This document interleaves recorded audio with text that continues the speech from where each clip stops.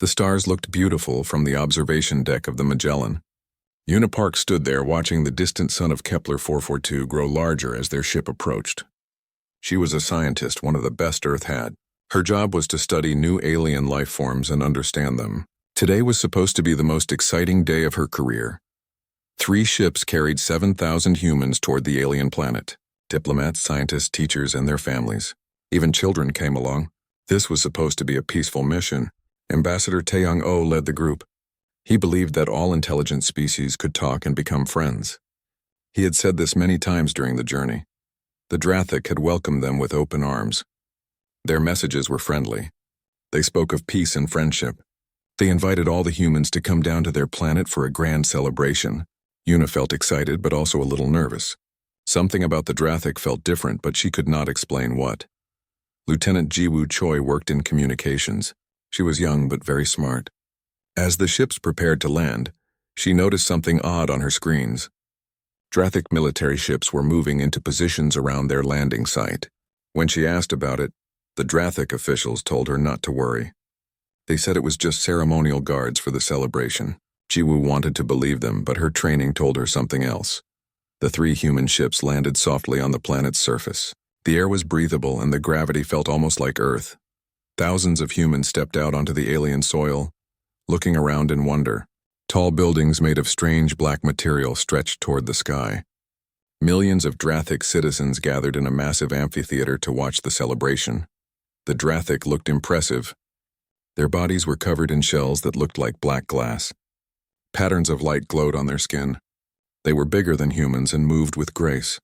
Ambassador O smiled as he walked toward their leader, Supreme Overlord Vraxen.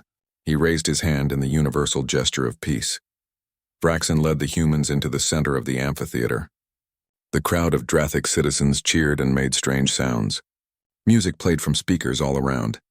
It should have felt like a party. Instead, Una's hand started to shake.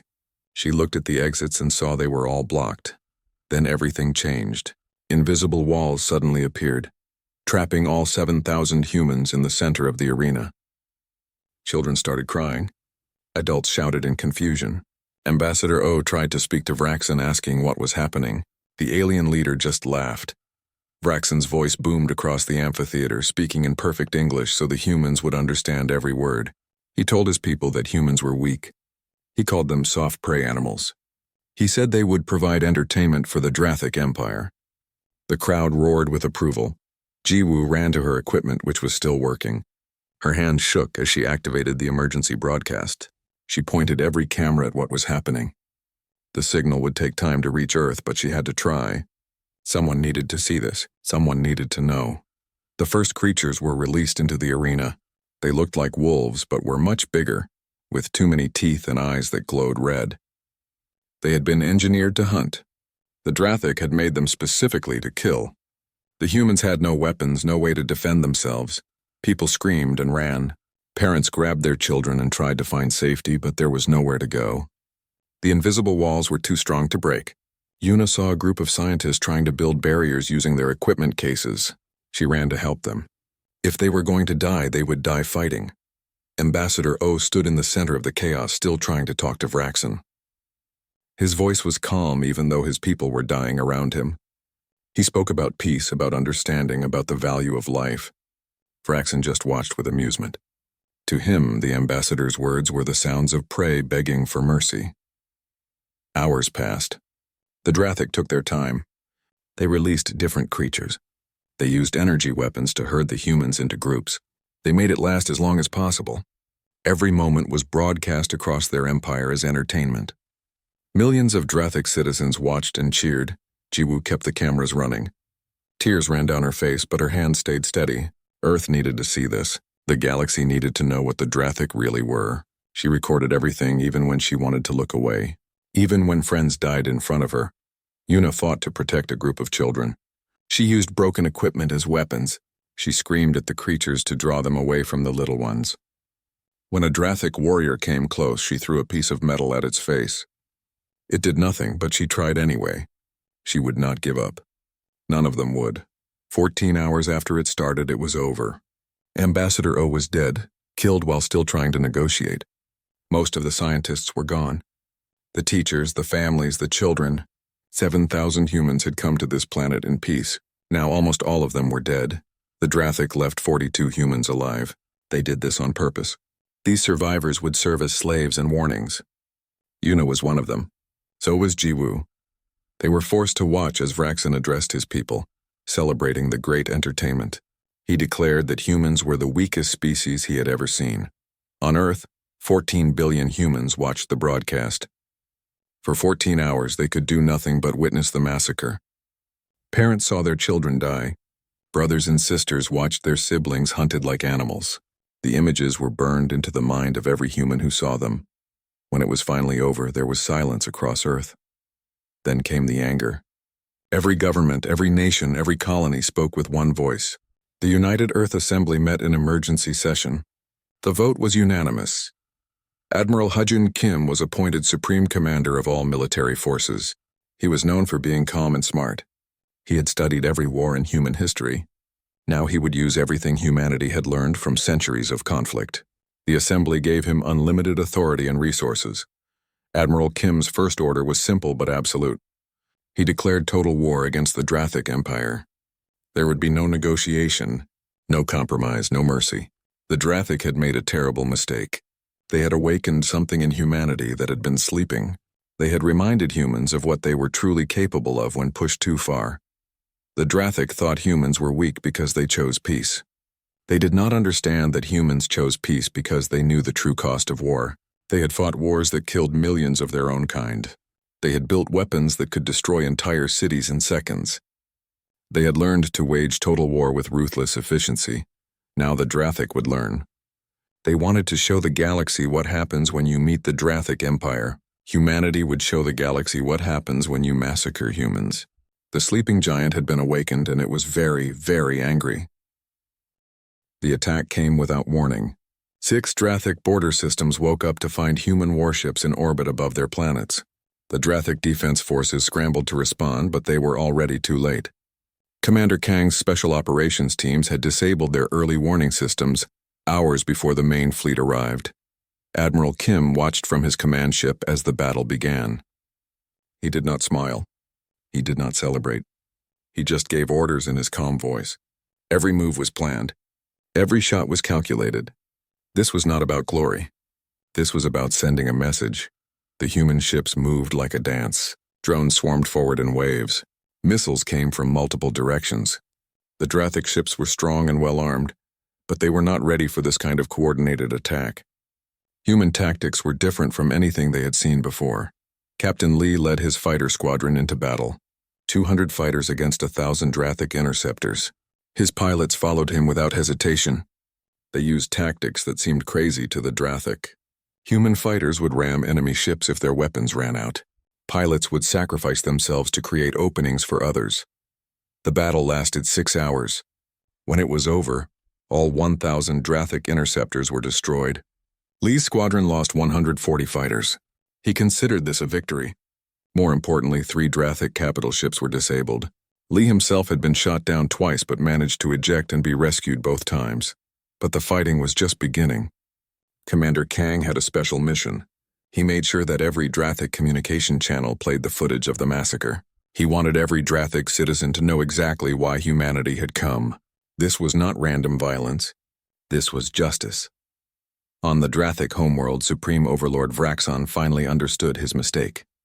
Reports came in from all 6 border systems. His forces were being destroyed. The humans were not just fighting back. They were winning. He immediately called for a full military mobilization. Vraxon assembled his entire fleet. 6,000 warships gathered to defend the Empire. He also called on the 3 vassal species under Drathic control to contribute their forces. The Drathic war machine, which had been sleeping for centuries, now awakened fully. Surely, Vraxon thought, this massive force would crush the human fleet. The Drathic sent an ultimatum to Earth. They demanded complete surrender. They wanted Earth to become a vassal state. They also demanded 1 million humans be sent to them every year for what they called cultural integration. Everyone knew what that really meant. They wanted slaves and food. Earth had 30 days to respond. Admiral Kim decided to respond immediately. He sent a holographic message directly to Vraxon's throne room. The entire Drathic court watched as the human admiral appeared before them. Kim spoke calmly, as if discussing the weather. He said that Vraxen had made a fundamental error. The Drathic killed 7,000 humans because they thought it would be entertaining. They thought humans were weak. They thought humans were prey. But they did not understand what humanity really was. The admiral explained that humans chose peace because they knew the true cost of war. They had fought wars that killed millions of their own kind. They had built weapons that could destroy entire cities in seconds. They understood violence better than the Drathic ever would. Now the Drathic would learn that cost personally. Kim's final words were clear. There would be no surrender. No negotiation, no mercy. Humanity was coming for every Drathic world. When they were done, the Drathic species would be a warning to the galaxy about what happens when you mistake compassion for weakness. The message ended, and Vraxen sat in silence, finally feeling something he had never felt before. Fear. The human fleet moved toward Kepler 442, the system where the massacre happened. Admiral Kim chose this location deliberately. This was where it all began. This was where it would end for the Drathic Empire. The symbolism was important. Justice would be done on the same ground where the crime occurred. The two fleets met in space around the planet. 6,000 Drathic ships faced 2,000 human vessels. The Drathic thought their numbers would win. They did not understand that humans had learned to fight smarter, not harder. The battle that followed would be remembered as the largest space combat in recorded history. For 3 days, space around Kepler 442 became hell. Weapons fire lit up the darkness. Ships exploded in brilliant flashes. Debris fields expanded like clouds. The Drathic fought bravely. They were strong warriors, but humans fought with cold efficiency and tactical brilliance. The human strategy was ruthless. They did not seek honorable combat. They used every advantage they had. Quantum disruptor warheads bypassed Drathic shields and exploded inside their ships. Stealth missiles appeared from nowhere. Drones sacrificed themselves in coordinated strikes that overwhelmed point defenses. Jiwoo Choi, now a commander, ran the electronic warfare operations. She hacked into Drathic communications and broadcast carefully chosen footage. She showed Drathic ships exploding. She showed Drathic warriors dying. She made sure every Drathic soldier knew they were losing. Fear was a weapon, and she used it expertly. Captain Lee's fighter wings were everywhere at once. He had learned to coordinate his pilots like a single organism. They attacked weak points in formation. They covered each other perfectly. When one pilot was in trouble, 5 others would appear to help. The Drathic had better individual fighters, but humans fought as a team. On the second day, Yoonji Han's most devastating weapon was finally used. Biological agents designed specifically to attack Drathic physiology were deployed against boarding parties. The Drathic liked to board enemy ships and fight hand-to-hand. They thought this showed courage. Instead, they walked into traps. The biological weapons were not designed to kill quickly. They caused pain and fear, then death. By the end of the 3rd day, the Drathic fleet was shattered. Of 6,000 warships, fewer than 400 escaped. They ran back to their home systems broken and terrified. The human fleet had also suffered. Nearly 40% of their ships were destroyed or too damaged to continue fighting. But Admiral Kim had achieved his goal. Kepler 442 was defenseless. The Admiral ordered his fleet to take position in orbit. Below them was the planet where 7,000 humans had been massacred. The amphitheater still stood exactly as it had been. The Drathic had kept it as a monument to their victory. Now it would become something very different. Yoonji Han activated her most terrible creation. The matter disruption device was mounted on one of the largest human ships. It fired a beam of pure energy at the amphitheater. The weapon worked at the molecular level, breaking the bonds between atoms. There was no explosion, no fire. The matter simply stopped existing. The amphitheater and everything within 10 kilometers ceased to exist. A perfect hemispherical crater appeared where it had been. The walls of the crater glowed with residual radiation. It was beautiful and terrifying at the same time. The site of the massacre was now gone, erased from existence. Admiral Kim sent one more message to Vraxen. He said the Drathic wanted humanity to know fear. They wanted to break human spirit with terror and spectacle. Now they understood what real terror was. This was not revenge. This was consequence. Vraxen had 24 hours to surrender his military forces and stand trial for genocide, or every Drathic world would share this fate. The message was broadcast across the galaxy. Every species heard it. Every civilization saw the crater where the amphitheater had been. They understood that humanity had crossed a line. The question now was whether the Drathic would be wise enough to surrender or foolish enough to continue fighting. Either way, the galaxy would never look at humans the same way again. 24 hours passed. Supreme Overlord Vraxen gave his answer. He would not surrender. In his mind, accepting defeat from prey species was worse than death. He believed the Drathic were destined to rule. Surrender would destroy everything his empire stood for. He ordered all remaining military forces to fight to the last warrior. Vraxen also ordered his people to wage guerrilla warfare. Every Drathic citizen would become a soldier. He implemented a scorched earth policy, destroying Drathic infrastructure rather than letting humans capture it. If the empire was going to fall, it would fall in flames. Nothing would be left for the humans to take. Admiral Kim received the response without surprise. He had expected this. Pride could make people do foolish things. He divided his fleet to attack all 17 Drathic star systems at once. His strategy was methodical and merciless. Each world would get one chance to surrender. If they refused, they would face total destruction. Some Drathic colony worlds surrendered immediately. Their governors recognized that continuing the fight was suicide. They chose life over pride, but other worlds fought with desperate determination. They believed in Vraxen and the Empire. They could not imagine a universe where the Drathic were not the dominant power. The Drathic Empire began to fracture. The three vassal species saw opportunity in the chaos. They had been conquered by the Drathic centuries ago and forced to serve. Now they saw their chance for freedom. Rebellions broke out across multiple systems. The Drathic suddenly faced enemies on all sides. Commander Kang's special operations teams became legends of terror among the Drathic. They infiltrated military installations and sabotaged weapons facilities. They assassinated military leaders. They operated with cold professionalism that was somehow more frightening than rage would be. The Drathic began calling them the Silent Death because they left no survivors to report what happened. Kang himself led many of these missions. He was very good at his job. Too good, perhaps.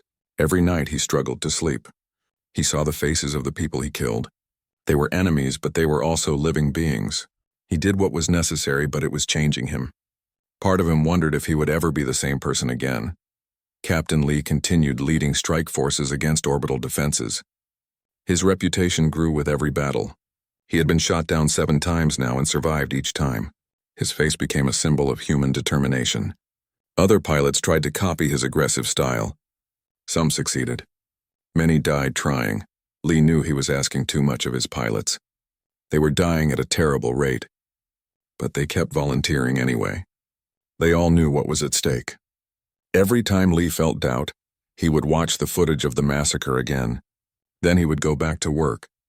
There was no room for mercy in total war. Unipark worked with the occupation forces on captured worlds. She identified Drathic cultural and biological vulnerabilities. She provided intelligence that saved human lives. But she also documented everything.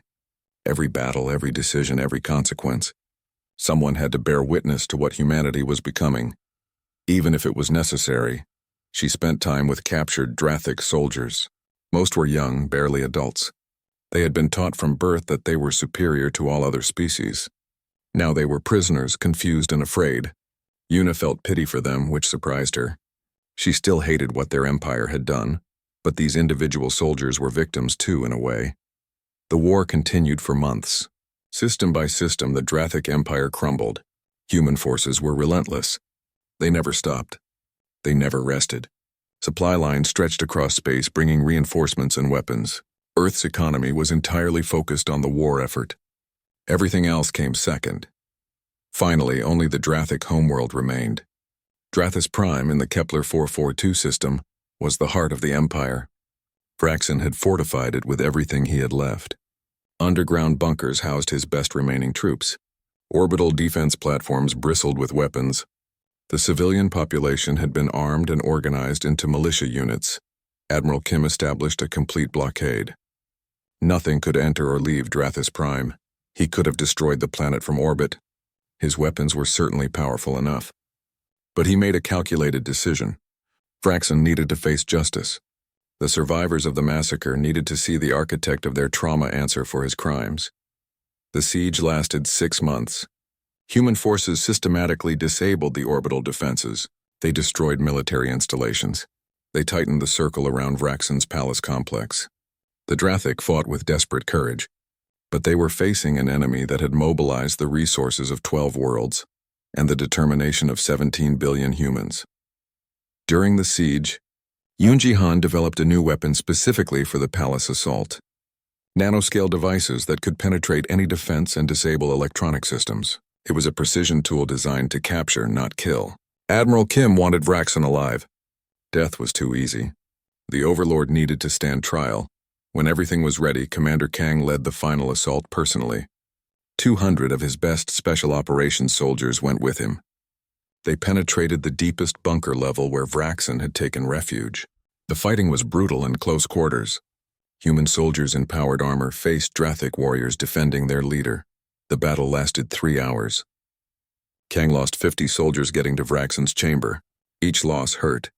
These were people he had trained and fought beside. But they kept pushing forward. They had come too far to stop now. Finally, they breached the inner sanctum where the Overlord waited. Vraxen refused to surrender. He attacked Kang directly. The Overlord was physically powerful, with natural armor and weapons. But Kang was faster and better trained. More importantly, Kang was motivated by the memory of 7,000 dead civilians. The fight was brief and brutal. Kang could have killed Vraxen easily. His weapon was pressed against the Overlord's head. It would have been so simple. One shot and the architect of the massacre would be gone. But Kang remembered his orders. He remembered why they were here. This was not about revenge. It was about justice. Vraxen spoke his final words as a free being. He said that humans were prey pretending to be predators. This was not in their nature. It would break them eventually. Kang's response was simple. He said Vraxen was right. This was not human nature. That was exactly why humans were so good at it. They had learned. The Drathic were born to this. Humans chose it. That was the difference. Vraxen was captured alive and placed in restraints. Kang's team brought him to the surface where a transport waited. The war was effectively over. The Drathic Empire had fallen. All that remained was the aftermath and the question of what came next. As the transport lifted off, carrying Vraxen to face human justice, Kang looked at his soldiers. They were exhausted and wounded. Some cried. Others just stared into space. They had done what was necessary, but none of them felt like celebrating. War had changed them all. They had become something different from who they were before. Admiral Kim watched from orbit as the last Drathic defenses fell silent. His fleet had won. Humanity had won. But looking at the casualty reports and the devastated worlds below, he wondered if anyone really won in war. 7,000 humans had been massacred. Now hundreds of thousands were dead on both sides. Entire worlds were damaged. How many generations would it take to heal these wounds? The Supreme Overlord was transported to Earth. The trial would begin soon. The galaxy watched and waited to see what humanity would do with its victory. Would they become the next empire? Would they seek revenge or justice? The answer to these questions would define humanity's future among the stars. Admiral Hajun Kim stood in the command center, looking at the wall of screens. Each one showed a different part of Earth's military response. Ships were being built. Weapons were being tested. Soldiers were training. All of it was happening faster than anyone thought possible. He called his best officers to a meeting. Captain Minho Lee arrived first. He was a fighter pilot, one of the best. His face was hard now. He had watched the broadcast like everyone else. Commander Sung Ho Kang came next. He ran the special operations teams. Then came Eunji Han, the lead engineer. She designed weapons. Her eyes showed no emotion, but her hands were clenched into fists. The admiral showed them the numbers. The Drathic Empire controlled 17 star systems. They had about 4,000 warships. Their technology was advanced. Their soldiers were strong and fast.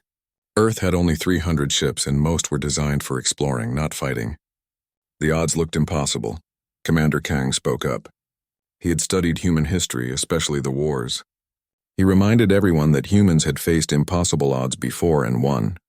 Humans were not the strongest species or the fastest, but humans were the best at adapting and surviving. When pushed to the edge, humans did not break. They became dangerous, Admiral Kim agreed. He explained his plan. Earth would transform completely. Every factory would make weapons. Every shipyard would build warships. Every person would contribute to the war effort. This was not just military preparation. This was total mobilization of an entire civilization. Within days, the transformation began. Car factories started making tank parts. Electronics companies produced weapons guidance systems. Mining operations in the asteroid belt worked around the clock. Nothing was wasted. Everything had a purpose. Yoon Ji-han led the weapons development teams. She barely slept. Her team worked day and night to create new technologies. They designed missiles that could hunt Drathic biosignatures. They built warheads that could bypass energy shields. They created drones that worked together like wolf packs. One of her most terrifying creations was the Hellfire missile. It was small and fast. Once launched, it would search for Drathic life signs and follow them anywhere. It could not be fooled or stopped. It would chase its target until it hit or ran out of fuel. Then it would explode with enough force to destroy a building. Captain Lee took charge of training the fighter pilots. 10,000 men and women signed up immediately. More came every day. Lee was not gentle with them. He pushed them hard. He made them watch the footage of the massacre before every training session. He wanted them angry. He wanted them focused. He wanted them ready to die if necessary. His training was different from before. He taught them to be aggressive, not defensive. He taught them that retreat was not an option. He taught them that one human fighter could take down 5 enemy ships if the pilot was willing to take risks. Many of his students were afraid at first. Then they became hard like him. They were ready. 3 months after the massacre, a special operations team led by Commander Kang did the impossible. They raided a Drathic prison facility and rescued the 42 survivors. It was a dangerous mission. They lost 30 soldiers doing it, but they brought the survivors home. Una Park returned to Earth changed. She had lost weight. Her eyes looked tired. But inside she was burning with determination. The United Earth Assembly asked her to speak. They broadcast her speech across all human worlds and colonies. She stood before billions of people and told them what happened. She described every detail. She did not cry. She did not beg for sympathy. She just told the truth. At the end of her speech, she said something that would be repeated for generations. She said that the Drathic thought humans were prey. Now humans would show them what happens when prey grows teeth. Her words spread like fire. People painted them on ships. Soldiers wore them on their uniforms. It became a battle cry. The Drathic had made a mistake, and humanity would make sure they never forgot it. Meanwhile, the Drathic were not worried. Supreme Overlord Vraxon received reports about human military buildup. His advisors told him that Earth was preparing for war. Vraxon laughed. He looked at the numbers and saw no threat. Humans were small and weak. They had no natural armor or weapons. How could they be dangerous? The Drathic had been the strongest species in their part of the galaxy for 10,000 years. They had never lost a war. Every species they met eventually became their servants or their food. Why would humans be different? Vraxon ordered no extra defenses. He sent no additional troops to the border. He continued selling recordings of the massacre as entertainment. This was the Drathic's second mistake. Their first was killing the humans. Their second was not taking the human response seriously. They judged strength only by physical power. They did not understand that humans had something more dangerous than strength. Humans had intelligence, determination, and the memory of their own bloody history. 6 months after the massacre, Admiral Kim inspected the fleet. 2,000 warships now floated in formation around Earth and its colonies. They were new, built specifically for war. Each one carried weapons designed to kill Drathic efficiently.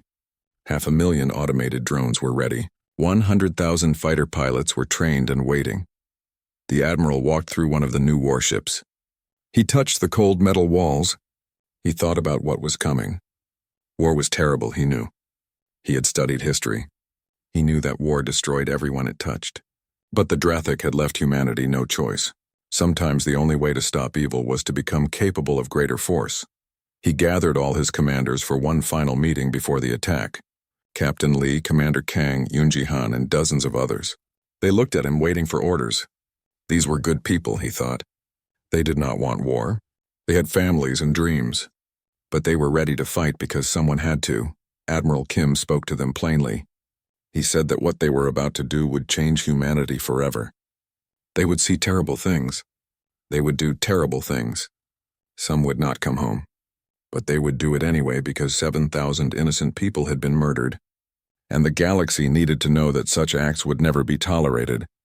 He told them that Earth had known peace for so long because humans remembered what war was like. Humans had fought each other for thousands of years. They had learned how to wage total war. They had learned how to be efficient killers.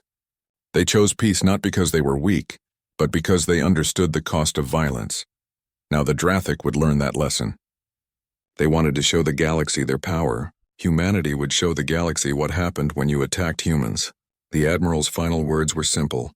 He said they would show the Drathic why Earth had finally achieved peace among its own people. It was because humans knew better than anyone how to wage war. The fleet began moving. 2,000 ships, hundreds of thousands of personnel, and weapons that the Drathic had never encountered. The journey to Drathic space would take weeks. Admiral Kim spent that time reviewing plans and thinking about what came next. He knew they would win. The question was what humanity would become in the process of winning. In her quarters, Yuna worked with the intelligence teams. She provided information about Drathic biology and culture. She helped identify weaknesses. Part of her felt sick doing this. She was a scientist. Her job was to understand life, not help destroy it. But then she remembered the faces of the children who died in the arena. She kept working. The sleeping giant was fully awake now. Humanity was coming for the Drathic Empire, and nothing in the galaxy could stop what was about to happen. The trial of Supreme Overlord Vraxen took place at the International Criminal Court in The Hague. The proceedings were broadcast across known space. Every civilization watched. This was not just a trial of one individual. It was a statement about what the galaxy would tolerate and what it would not. All 42 survivors testified. Yuna Park spoke for 3 hours, describing in detail what happened in the amphitheater. She did not embellish. She did not need to. The simple truth was horrible enough. Jiwoo Choi presented the footage she had recorded. The court watched in silence as 7,000 humans were hunted and killed for entertainment. Vraxen sat in restraints, forced to watch and listen. His lawyers argued that he had acted according to Drathic law and culture. In their empire, might made right. The strong ruled the weak. This had been their way for 10,000 years. How could he be guilty for following his own culture's values? The judges rejected this argument completely. They ruled that genocide was wrong regardless of cultural context. Every sentient species had a right to exist. The deliberate murder of 7,000 innocent civilians for entertainment was a crime against all sapient life. After 3 months of proceedings, the verdict came. Guilty on all counts. Vraxen was sentenced to life imprisonment. He would spend his remaining years in a specially constructed facility in isolation. His only connection to the outside world would be mandatory educational broadcasts about human history, philosophy, and ethics. The psychological punishment was designed to make him understand exactly what his arrogance had destroyed. The war had cost humanity dearly. 340,000 military personnel died in combat. 28,000 civilians were killed in retaliatory strikes. The economic cost was staggering. For 2 years, 18% of Earth's entire production went to the war effort. Other social programs were underfunded. Infrastructure projects were delayed, but the psychological cost was even greater. Captain Lee struggled with nightmares. He saw the faces of his pilots who died under his command. He heard their final transmissions in his sleep. The doctors called it post-traumatic stress disorder. Lee called it the price of survival. He took medical retirement and tried to find peace. Commander Kang also retired from active duty. He could not reconcile the person he had been with the things he had done. The missions, the assassinations, the cold efficiency of it all. It had been necessary, but it had changed him fundamentally. He spent his time advocating for veteran mental health services, trying to help others who struggled like he did. Yuna Park dedicated her life to documenting the war and its aftermath. She wrote a book called The Cost of Survival. It became mandatory reading in military academies and diplomatic schools across human space. She argued that humanity must remember not just that it won, but what it had to become to win, and what it nearly lost in the process. Admiral Ha-Jin Kim retired after the war. Multiple governments offered him political positions. He declined all of them. He just wanted to return to his family's farm and live quietly. But before he left public service, he gave one final address to the United Earth Assembly. He warned them that humanity had shown the galaxy what happens when pushed to the brink. They had demonstrated that they could wage total war with ruthless efficiency. But they must remember why they fought. Not because they loved war, but because they loved peace. The Drathic mistook compassion for weakness. Humanity must not make the opposite mistake and confuse capacity for violence with virtue. The Drathic species survived, but barely. Of 17 homeworlds, only 4 remained inhabited. The population had dropped from 12 billion to approximately 400 million. The survivors were placed under United Earth administration for a transition period of 50 years. The terms were strict but not genocidal. All Drathic military forces were disbanded. Weapons of mass destruction were confiscated. The Empire's technological advantages were shared with the galactic community. War crimes trials continued for years, prosecuting those responsible for atrocities beyond the massacre. But humanity also provided humanitarian aid. Food shipments prevented mass starvation. Medical teams treated the wounded. The message was deliberate. Humanity was capable of total war, but it preferred reconstruction. The Drathic were not destroyed. They were reformed. Young Drathic grew up in a very different society, one that taught cooperation rather than domination. A new generation emerged that viewed the massacre with horror rather than pride. The war fundamentally altered humanity's position in the galaxy. Before the massacre, humans were seen as naive newcomers. After the war, every species understood that humanity was not to be challenged. The 3 species humanity had previously contacted all expressed alarm at human military capabilities.